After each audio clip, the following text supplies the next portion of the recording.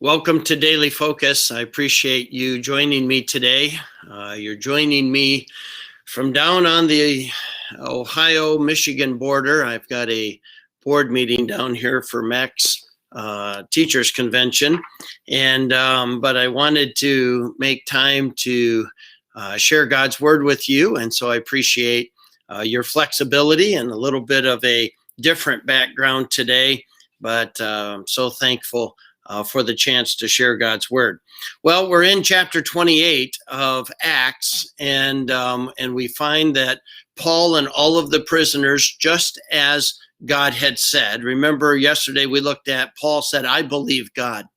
And we too need to believe God in the midst of struggles and difficult circumstances, that whatever he has said to be true is indeed true and will always be true, and that he is in control, and we can believe God. And so every one of those on the ship made it to shore safely, and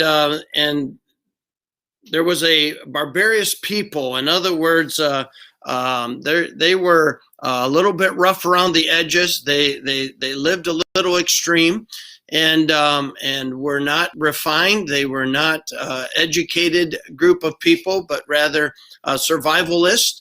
And so when they got to there, Paul says they showed no little bit of kindness. He says they showed us no little kindness. In other words, they bent over backwards. They built a fire so that they could stay warm, because it was raining, and no doubt the wind was still blowing, and they were all wet, and so they built a fire for them to be able to dry out and to stay warm. And Paul, gathering a bunch of sticks to throw on the fire, out of that bundle of sticks came a viper, a poisonous snake that should have taken Paul's life, and latched onto his arm, and he shook it off into the fire. And these people begin to jump to conclusions. I don't know about you, but one of the most dangerous things in our culture today is jumping to faulty conclusions. We need to remember that Proverbs 18:13 says that if we come to a conclusion without having all of the facts, when all the facts come out, it's going to be counted to us for folly. In other words, you should not form an opinion because one person shared their side of a story. You should not form an opinion of somebody just because of what somebody says about them, or because of what you have heard regarding a situation or an event or whatever it may be. We should make sure that we have the whole matter. We should have all of the facts as we can before we form a conclusion. Now, that's important for us to remember, that sometimes we don't have all the facts. Sometimes we'll never be privy to all of the facts.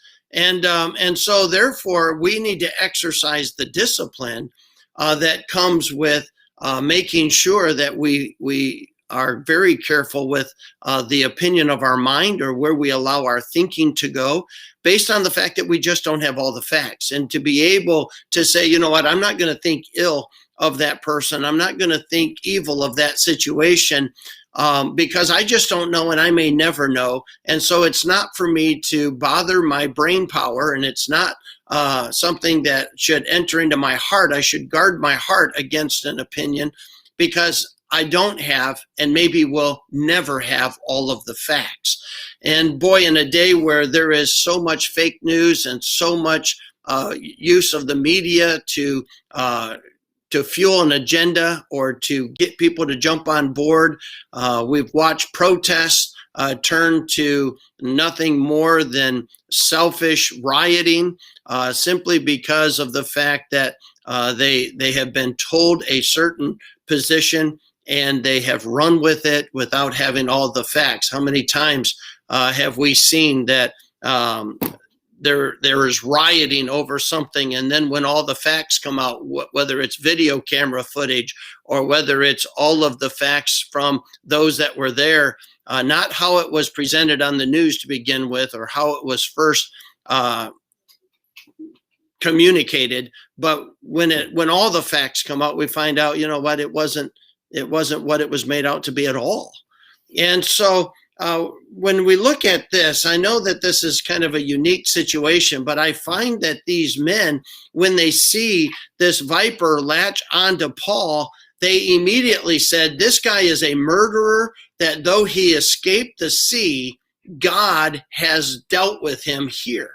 And so he is going to die. He should have died in the sea because of what he's done. And now he is going to die because this snake is going to take his life.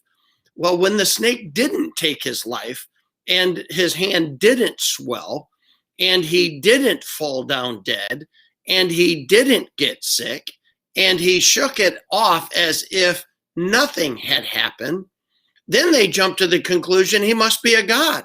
This is supernatural. Even the viper, even the poisonous snakes cannot affect him.